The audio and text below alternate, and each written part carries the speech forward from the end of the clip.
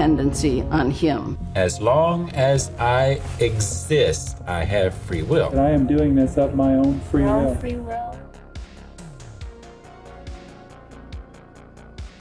27 Maret 1997, matahari baru saja menyinari kawasan Rancho Santa Fe, California. Sebuah kompleks perumahan elit itu dikenal sebagai tempat tinggal para pebisnis sukses, selebritas, dan orang-orang kaya. Jalannya bersih, rumah-rumahnya megah, lingkungannya juga tenang. Tidak ada yang menyangka bahwa di balik salah satu rumah besar di kawasan itu sedang menunggu sebuah pemandangan yang akan mengguncang dunia. Pagi itu pihak kepolisian menerima laporan yang terdengar tidak biasa. Seorang mantan anggota sebuah kelompok keagamaan menghubungi aparat setelah menerima rekaman video yang mengkhawatirkannya. Isi rekaman itu terdengar seperti pesan perpisahan. Laporan tersebut cukup serius hingga petugas memutuskan mendatangi rumah yang dimaksud. Ketika mereka tiba, suasananya terasa aneh. Tidak terdengar suara televisi, tidak ada percakapan yang terdengar, tidak ada aktivitas di dalam rumah. Rumah itu terlihat begitu tenang dan sunyi, seolah-olah penghuninya sedang pergi berlibur. Namun setelah memasuki bagian dalam rumah, keheningan itu berubah menjadi sesuatu yang jauh lebih mengganggu. Di salah satu ruangan petugas menemukan beberapa orang berbaring rapi. Di ruangan lain ada lebih banyak lagi. Lalu di kamar berikutnya jumlahnya terus bertambah. Semua mengenakan pakaian hitam yang hampir sama. Sepatu olahraga berwarna hitam putih yang seragam. Di atas kepala mereka terbentang kain berwarna ungu. Posisi tubuh mereka begitu teratur, seolah telah dipersiapkan dengan sangat hati-hati. Tidak tampak tanda-tanda kepanikan, tidak terlihat bekas perlawanan, tidak ada kekacauan seperti yang biasa ditemukan dalam sebuah tragedi. Yang ada hanyalah keheningan. Keheningan yang terasa begitu menyesakan. Ketika proses identifikasi selesai, angka akhirnya membuat banyak orang sulit mempercayainya. Ada 39 orang. Mereka bukan korban perang, bukan juga korban kecelakaan, bukan pula korban bencana alam. Mereka adalah anggota sebuah kelompok yang menamai dirinya sebagai Heaven's Gate. Yang lebih mengejutkan lagi, penyelidikan menunjukkan bahwa mereka tidak menganggap tindakan mereka sebagai akhir dari kehidupan. Sebaliknya, mereka percaya bahwa itu adalah langkah menuju tingkat keberadaan yang lebih tinggi. Dalam keyakinan mereka, tubuh manusia hanyalah sebuah wadah sementara, dan di balik lintasan komet Hale-Bopp, mereka yakin ada sebuah pesawat luar angkasa yang sedang menunggu untuk membawa mereka ke next level, tingkat kehidupan yang mereka anggap lebih sempurna. Bagi dunia, keyakinan itu terdengar mustahil, namun bagi mereka, itu adalah kebenaran mutlak. Pertanyaan pun bermunculan, bagaimana mungkin puluhan orang dengan latar belakang yang berbeda dapat mempercayai hal seperti itu? Apakah mereka dipaksa? Apakah mereka dicuci otaknya? Atau ada sesuatu yang jauh lebih rumit daripada sekedar pengaruh seorang pemimpin? Untuk menjawab pertanyaan itu, kita harus kembali beberapa dekade sebelumnya, jauh sebelum rumah di Rancho Santa Fe menjadi lokasi sebuah tragedi, jauh sebelum nama Heaven's Gate dikenal di seluruh dunia. Kita harus kembali kepada seorang pria yang pada awalnya sama sekali tidak terlihat seperti calon pemimpin sebuah kultus. Namanya adalah Marshall Herff Applewhite.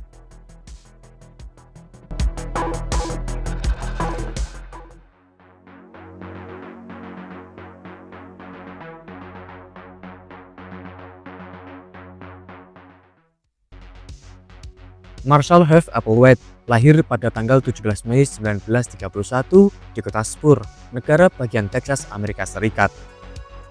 Ia dibesarkan dalam keluarga yang sangat religius. Ayahnya merupakan seorang pendeta di gereja Presbyterian, sementara ibunya dikenal sebagai sosok yang hangat dan aktif dalam kehidupan keluarga. Sejak kecil Marshall akrab dengan khutbah, doa, dan ajaran tentang moralitas. Lingkungan tempat ia tumbuh mengajarkan bahwa hidup memiliki tujuan yang lebih besar daripada sekedar mengejar kekayaan atau kesenangan. Namun tidak ada seorang pun yang bisa membayangkan bahwa puluhan tahun kemudian anak seorang pendeta ini justru akan memimpin sebuah kelompok dengan keyakinan yang sangat berbeda dari agama yang membesarkannya. Di sekolah, Marshall dikenal sebagai anak yang cerdas. Ia memiliki minat besar pada dunia musik. Suaranya merdu, ia gemar tampil di berbagai pertunjukan dan menunjukkan bakat yang membuat banyak orang percaya bahwa masa depannya adalah di dunia seni. Ketika dewasa, Marshall menempuh pendidikan musik dan kemudian mengejar di perguruan tinggi. Rekan-rekannya menggambarkan Marshall sebagai sosok yang sopan, berpendidikan, dan memiliki kemampuan berbicara yang baik. Di atas kertas hidupnya tampak berjalan sesuai rencana, namun kehidupan seseorang tidak selalu terlihat sama dari luar dan dari dalam. Di balik citra dosen musik yang tenang, Marshall mulai mengalami pergulatan pribadi yang sangat berat. Beberapa keputusan dalam hidupnya memicu konflik, baik secara profesional maupun kepribadian. Ia kehilangan pekerjaan di salah satu institusi tempatnya mengajar. Karir yang selama ini menjadi sumber kebanggaannya mulai runtuh. Rasa percaya dirinya ikut mengguncang. Dalam masa-masa itu, Marshall mulai mempertanyakan banyak hal. Mengapa hidup terasa kehilangan arah? Mengapa keyakinan yang selama ini ia pegang tidak lagi memberikan jawaban yang memuaskan? Mengapa penderitaan terasa begitu sulit dijelaskan? Pertanyaan-pertanyaan itu membawanya pada pencarian panjang. Ia mulai membaca berbagai buku tentang spiritualitas alternatif. Ia tertarik pada mistisme, astrologi, dan gagasan tentang kehidupan di luar bumi. Lalu pada era 1960-an hingga awal 1970-an, minat masyarakat Amerika terhadap tema-tema seperti UFO dan pencarian spiritual memang sedang meningkat. Marshall ikut terseret dalam arus pencarian tersebut. Bagi sebagian orang itu hanyalah rasa ingin tahu. Namun bagi Marshall, pencarian ini perlahan berubah menjadi keyakinan bahwa jawaban atas hidup mungkin tidak berada di tempat-tempat yang selama ini ia kenal. Dan tanpa ia sadari, langkah pertama menuju lahirnya Heaven's Gate telah dimulai.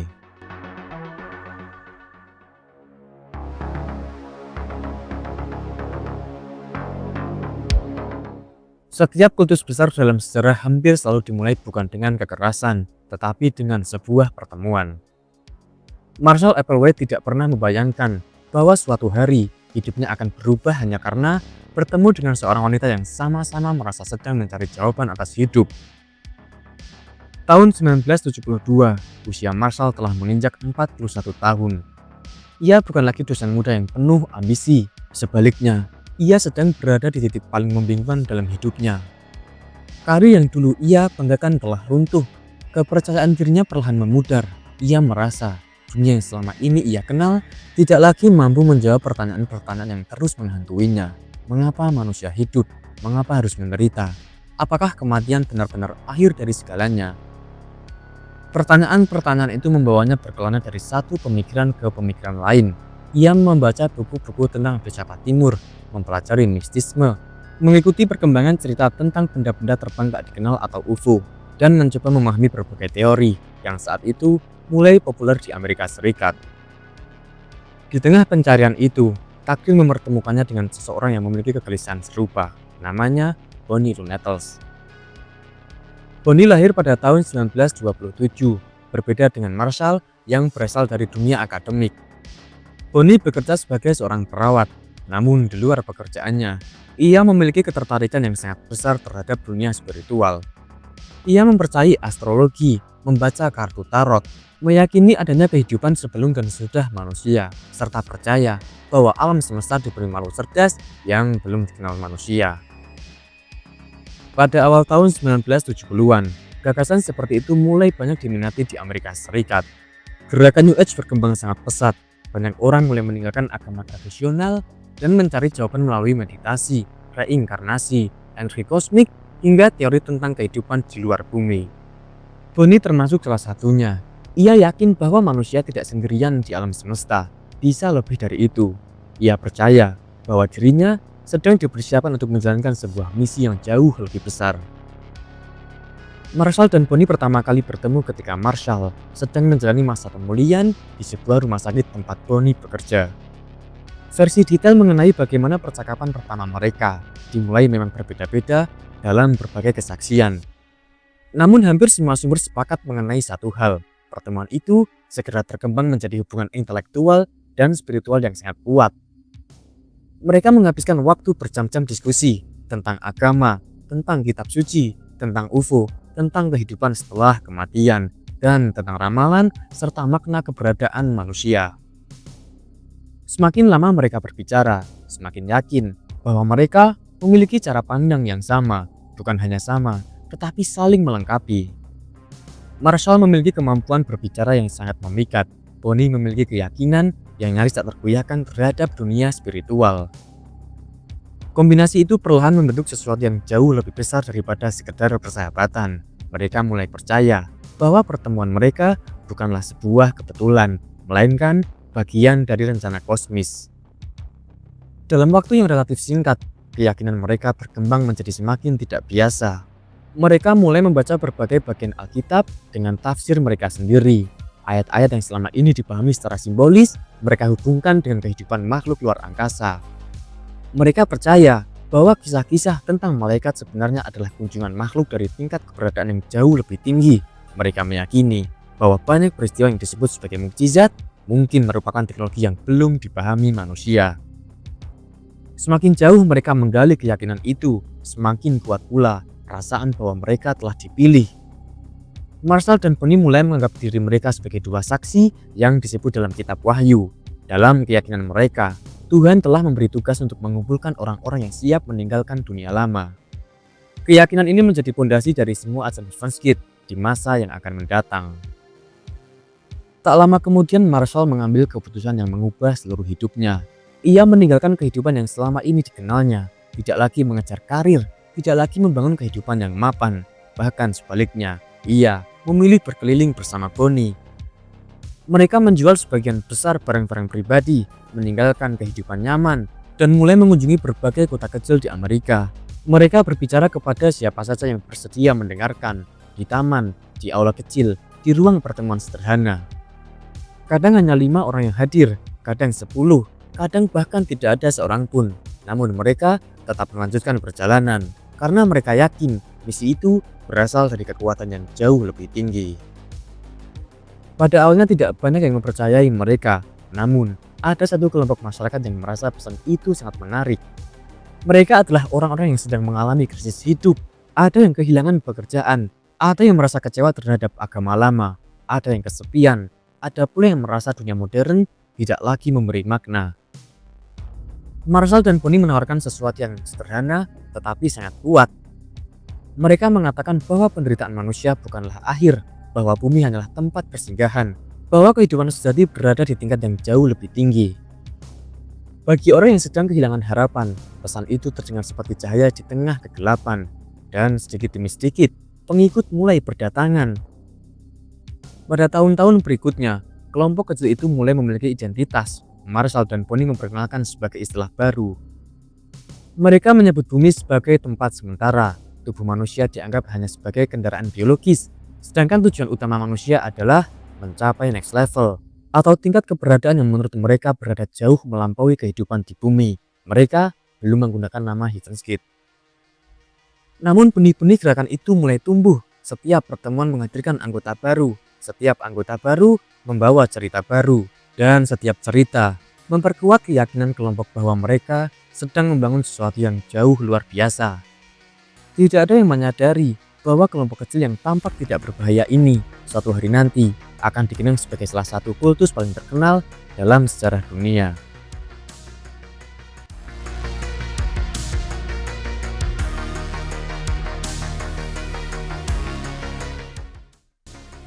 Tidak ada kultus yang langsung memiliki ratusan pengikut. Semuanya dimulai dari beberapa orang yang percaya, lalu keyakinan itu menyebar.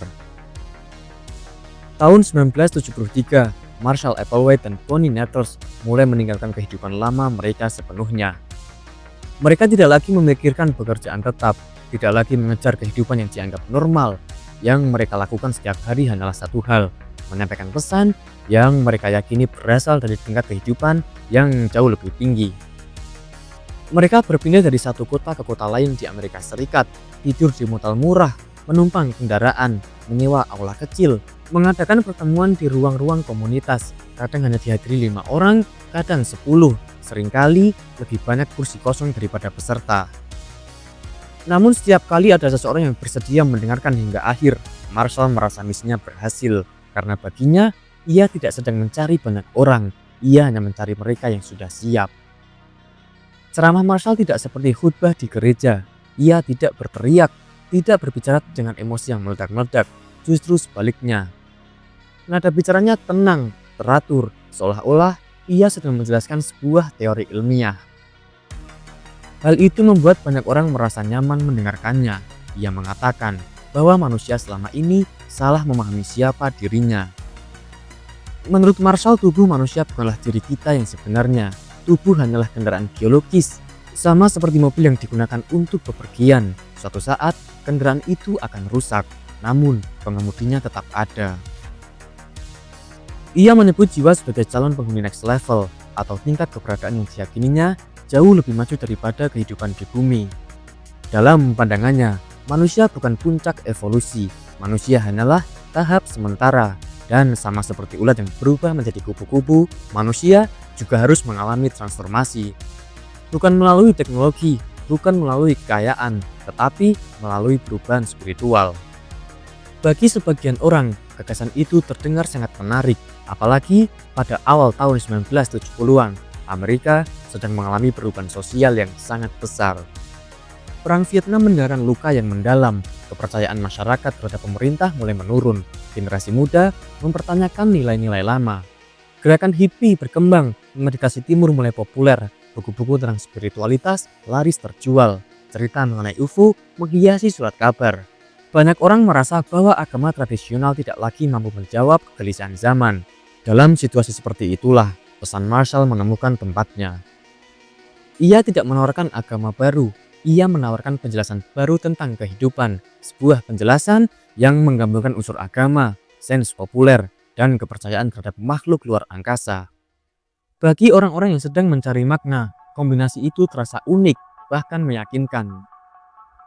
Seiring bertambahnya pengikut, Marshall dan Bonnie mulai menggunakan sebutan yang sederhana. Mereka menyebut diri mereka sebagai The Two. Sebutan itu diambil dari keyakinan mereka bahwa mereka adalah dua saksi yang disebut dalam kitab Wahyu. Dalam tafsir mereka sendiri, dua saksi itu diutus untuk mempersiapkan manusia sebelum datangnya perubahan besar. Keyakinan ini menjadi pusat identitas kelompok. Pengikut tidak lagi melihat Marshall dan Bonnie sebagai orang biasa. Mereka mulai percaya bahwa keduanya memiliki pengetahuan yang tidak dimiliki manusia lain. Semakin sering mereka mendengar ceramah, semakin kuat pula keyakinan itu. Marshall dan Bonnie tidak pernah memaksa orang untuk bergabung. Mereka mengadakan pertemuan terbuka. Siapapun boleh datang, siapapun boleh pergi.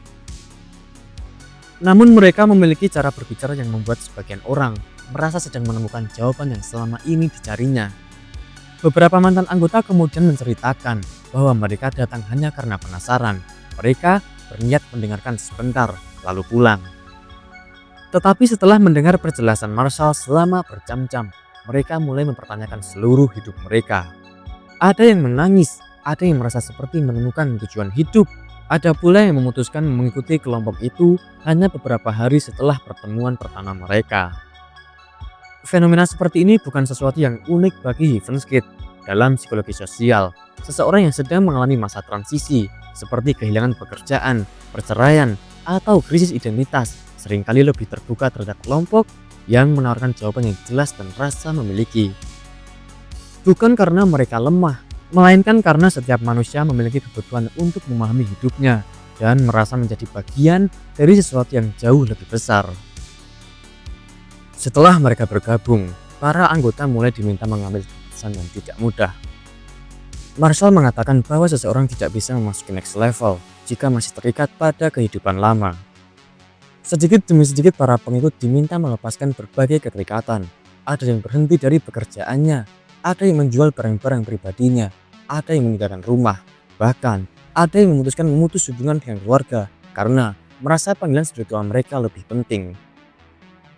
Keputusan-keputusan itu seringkali tidak terjadi sekaligus, melainkan perlahan, langkah demi langkah. Semakin seseorang berinvestasi pada kelompok seperti waktu, tenaga, harta, dan hubungan sosial, semakin sulit pula baginya untuk mundur.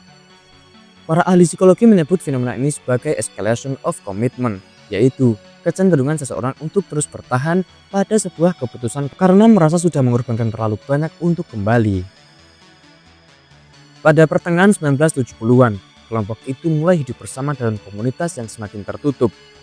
Mereka makan bersama, bepergian bersama, belajar bersama, dan menghabiskan hampir seluruh waktunya bersama sesama anggota. Dalam komunitas itu, cara berpikir perlahan menjadi semakin seragam. Pendapat dari luar mulai dianggap sebagai gangguan. keluarga yang mempertanyakan ajaran kelompok dianggap belum memahami kebenaran. Semakin lama, dunia luar terasa semakin jauh. Sementara kelompok menjadi satu-satunya tempat yang dianggap benar-benar memahami mereka. Lalu tanpa disadari, sebuah proses yang dikenal sebagai isolasi sosial mulai terbentuk. Dan dalam banyak penelitian mengenai kelompok ekstrim, isolasi semacam ini dapat memperkuat keyakinan anggota karena mereka semakin jarang berinteraksi dengan sudut pandang yang berbeda. Dalam waktu hanya beberapa tahun, Marshall Applewhite dan Bonnie Nettles berhasil mengubah sebuah gagasan menjadi sebuah gerakan. Mereka bukan lagi dua orang yang berbicara di aula kecil. Kini, mereka memiliki pengikut yang rela meninggalkan kehidupan lama demi sebuah janji tentang next level. Namun apa yang belum diketahui para pengikut saat itu adalah bahwa aturan kelompok akan menjadi sangat ketat. Kehidupan pribadi mereka akan mulai diatur hingga ke hal-hal yang paling mendasar, dan perlahan mereka tidak hanya diminta mempercayai ajaran Marshall, mereka juga diminta mengubah siapa diri mereka sebenarnya.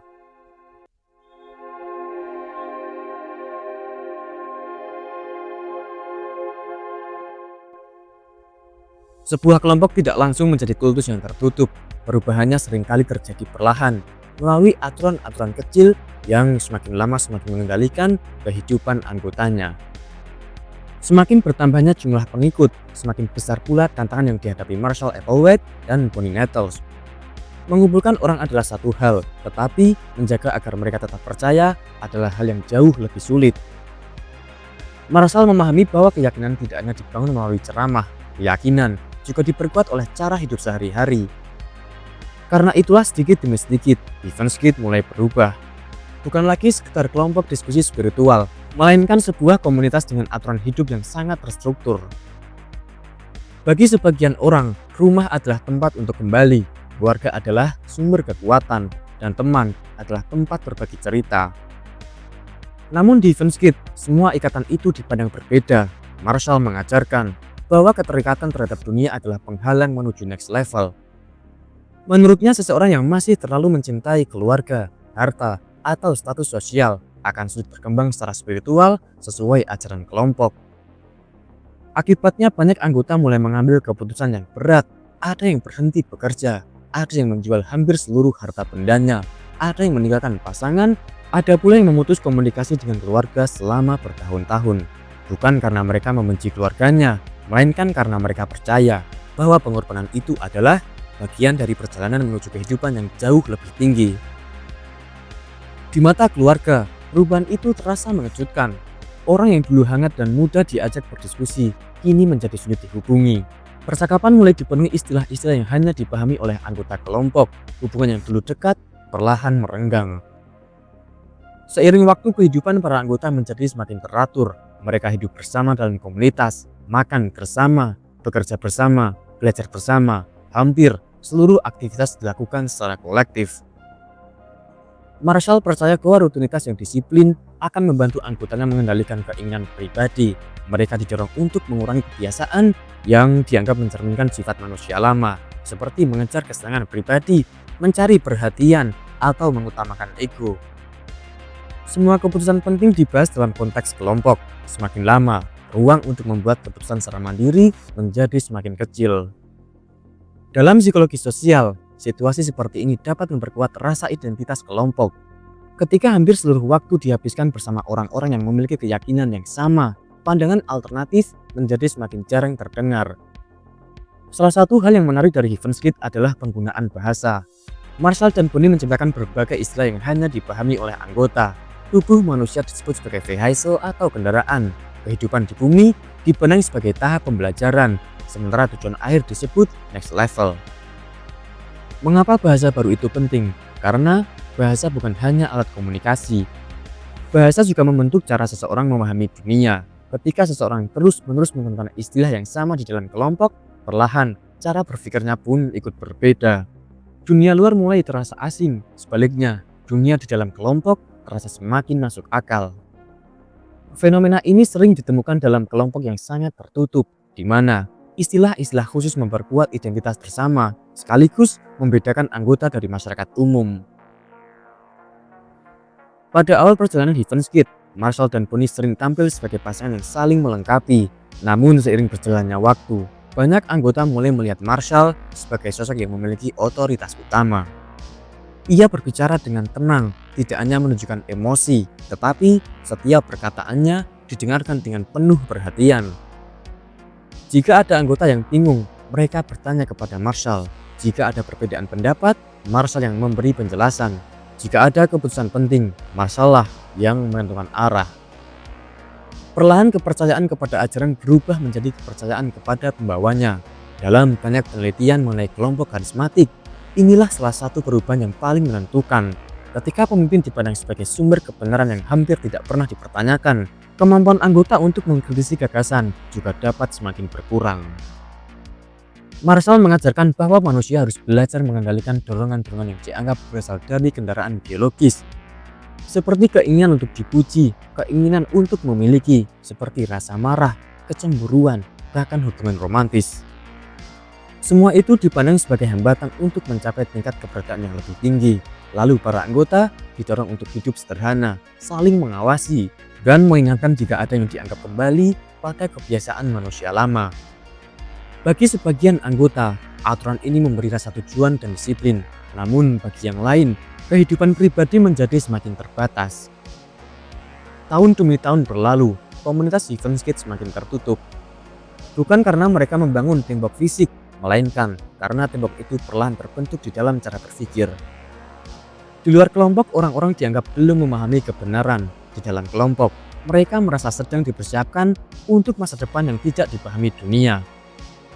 Perbedaan antara kami dan mereka semakin jelas, dan ketika sebuah kelompok mulai memandang dirinya sebagai satu-satunya pemilik kebenaran, hubungan dengan dunia luar biasanya menjadi semakin renggang. Di permukaan, Heaven's Gate tampak seperti komunitas spiritual yang hidup disiplin. Tidak ada kekerasan yang mencolok, tidak ada kerusuhan, tidak ada tindakan kriminal yang menarik perhatian publik. Namun jauh di dalam kehidupan sehari-hari para anggotanya sedang terjadi perubahan yang jauh lebih halus. Mereka perlahan melepaskan identitas lama, menggantinya dengan identitas kelompok. Dan ketika identitas seseorang telah sepenuhnya menyatu dengan sebuah komunitas, meninggalkan komunitas itu bisa terasa seperti kehilangan seluruh makna hidup yang belum mereka ketahui. Ujian terbesar belum datang. Karena beberapa tahun kemudian, Heaven's Gate akan menghadapi sebuah peristiwa yang mengguncang fondasi keyakinan mereka. Peristiwa itu adalah kematian Bonnie Nettles, sosok yang selama ini dianggap sebagai salah satu pemimpin utama. Dan dari peristiwa itulah, ajaran Heaven's Gate akan berubah ke arah yang jauh lebih ekstrim.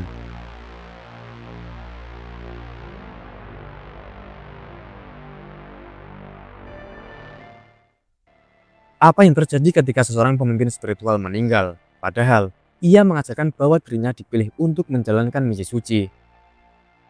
Selama lebih dari satu dekade, Marshall Applewhite dan Bonnie Nettles selalu tampil sebagai satu kesatuan. Para pengikut bahkan jarang menyebut nama mereka secara terpisah. Mereka lebih mengenal keduanya sebagai The Two. Dalam keyakinan para anggota, Marshall dan Bonnie bukan sekedar guru. Mereka dipercayai sebagai utusan yang datang untuk membimbing manusia menuju the next level. Keduanya diyakini memiliki misi yang telah ditentukan jauh sebelum mereka bertemu. Bahkan, sebagian pengikut percaya bahwa pertemuan Marshall dan Bonnie sendiri telah dirancang oleh kekuatan yang jauh lebih tinggi. Namun setiap keyakinan besar akan menghadapi ujian, dan ujian terbesar Heaven's Gate datang pada tahun 1985. Beberapa waktu sebelumnya, Bonnie mulai mengalami gangguan kesehatan. Awalnya tidak banyak anggota yang mengetahui kondisi sebenarnya, tetapi perlahan kabar itu mulai menyebar di dalam kelompok.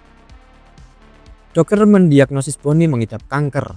Bagi kebanyakan orang, itu adalah kabar yang menyedihkan. Namun bagi Heaven's Gate, itu jauh lebih sekedar penyakit. Karena selama bertahun-tahun, para pengikut percaya bahwa Bonnie dan Marshall sedang menjalani misi ilahi. Mereka membayangkan bahwa keduanya akan bersama-sama mencapai tujuan akhir. Lalu muncul pertanyaan yang tidak mudah dijawab.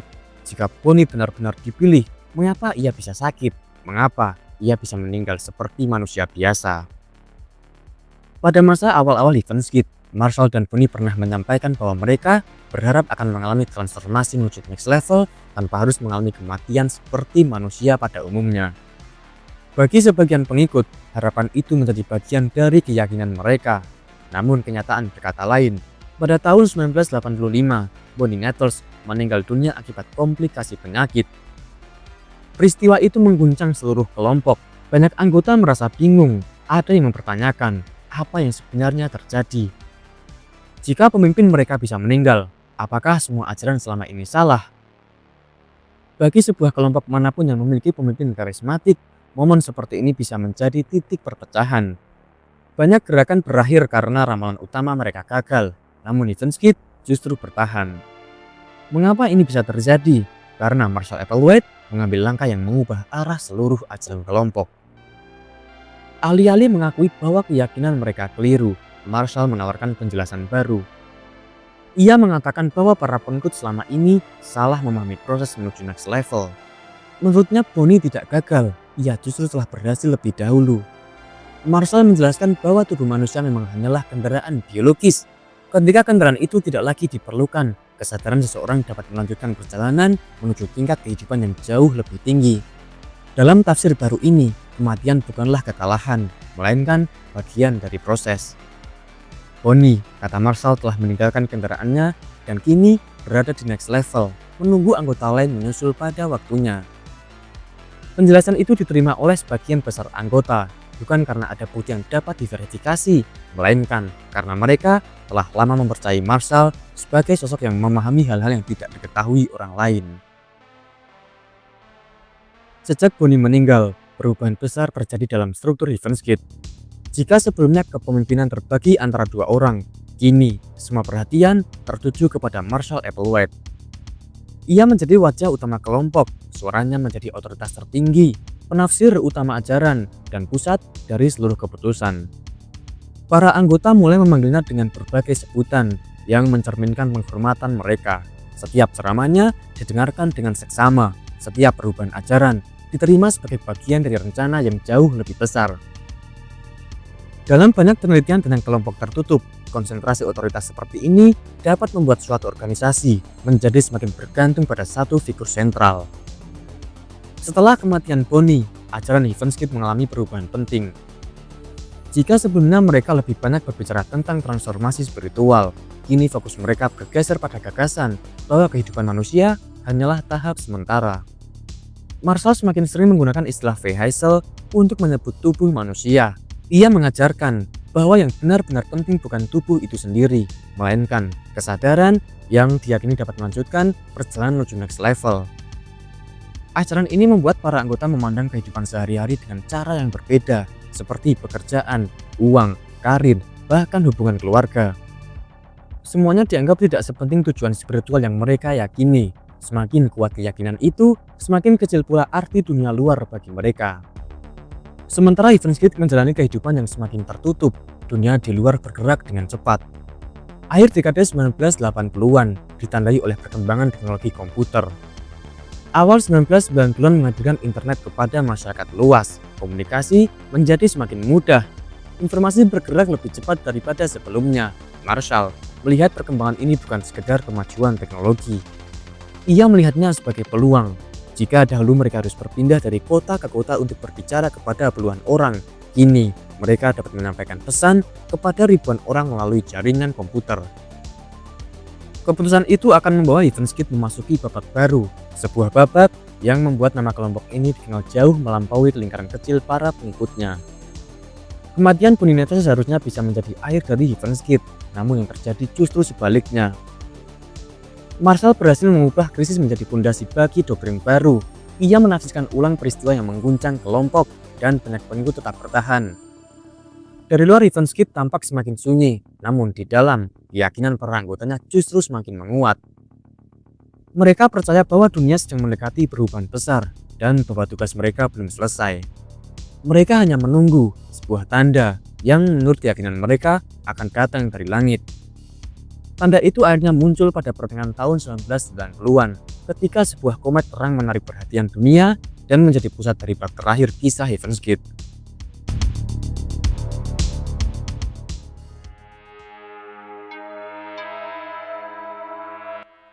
Maret 1997 telah lama berlalu. Rumah besar di Rancho Santa Fe kini hanya menjadi bagian dari sejarah. Dan Marshall Applewhite telah tiada, sementara Bonnie Nettles telah lama meninggal. Dan 39 anggota Heaven's Gate hanya tinggal nama dalam arsip, laporan penyelidikan, serta berbagai penelitian psikologi dan sosiologi. Namun lebih dari 20 tahun kemudian, kisah mereka masih terus dipelajari, bukan karena dunia akhirnya percaya pada pesawat luar angkasa yang mereka yakini, bukan pula karena teori mereka terbukti benar, melainkan karena pertanyaan yang ditinggalkan Lievensky masih sangat relevan hingga hari ini. Bagaimana orang-orang cerdas, terdidik, dan tampak biasa dapat mempercayai sesuatu hingga mengubah seluruh hidup mereka? Jawabannya tidak sesederhana yang dibayangkan. Penelitian mengenai kelompok-kelompok tertutup menunjukkan bahwa sebagian besar anggotanya bukanlah orang yang bodoh atau tidak mampu berpikir. Banyak dari mereka memiliki pendidikan yang baik, memiliki pekerjaan, memiliki keluarga, memiliki impian. Mereka datang dari latar belakang yang sangat beragam.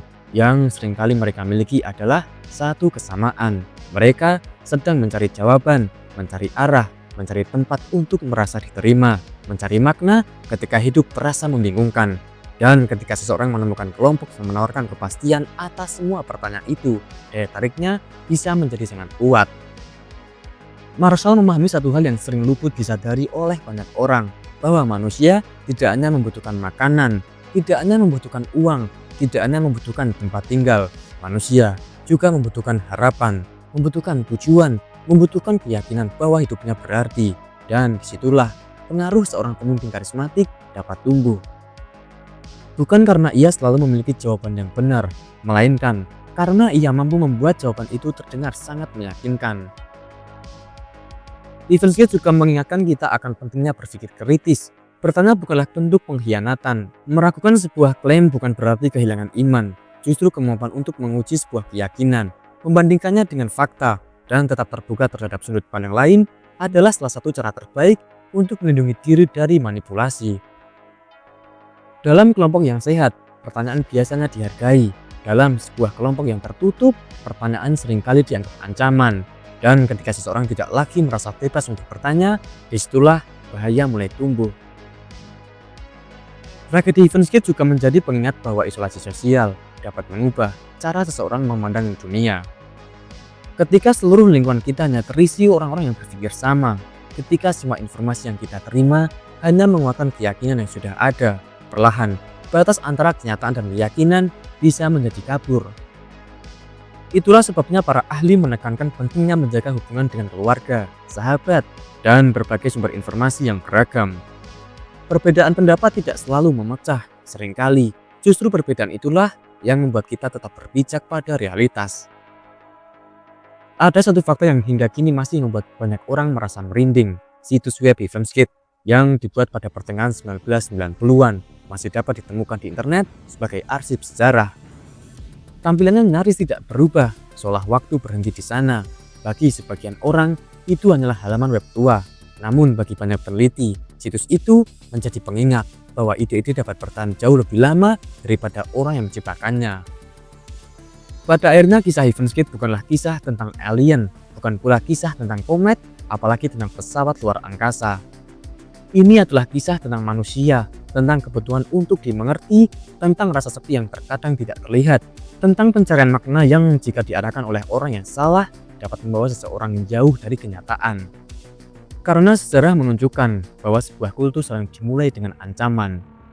Ia lebih sering dimulai dengan sebuah janji bahwa semua penderitaan akan berakhir, janji bahwa hanya ada satu jalan menuju keselamatan, janji bahwa hanya kelompok itulah yang mengetahui kebenaran. Dan ketika seseorang mempercayai janji itu tanpa lagi memberi ruang bagi pertanyaan, resikonya bisa sangat besar. Mungkin pelajaran terbesar dari Lievensky bukanlah untuk menertawakan keyakinan mereka, melainkan untuk memahami bagaimana keyakinan itu bisa terbentuk. Karena dengan memahami prosesnya, kita dapat lebih peka terhadap tanda-tanda manipulasi, lebih menghargai pentingnya berpikir kritis, dan lebih berhati-hati ketika seseorang mengklaim memiliki semua jawaban atas pertanyaan yang paling rumit. Sebab pada akhirnya bahaya terbesar bukan selalu datang dari langit, tidak selalu datang dari teknologi, dan tidak selalu datang dari orang asing. Kadang bahaya itu muncul ketika seseorang berhenti bertanya dan mulai bertanya bahwa hanya ada satu suara yang pantas untuk didengar. Lievensky bukan hanya sebuah tragedi dalam sejarah, ia adalah pengingat bahwa pencarian makna hidup adalah hal yang sangat manusiawi, tetapi pencarian itu perlu disertai dengan nalar, empati, dan keberanian untuk terus menguji apa yang kita yakini.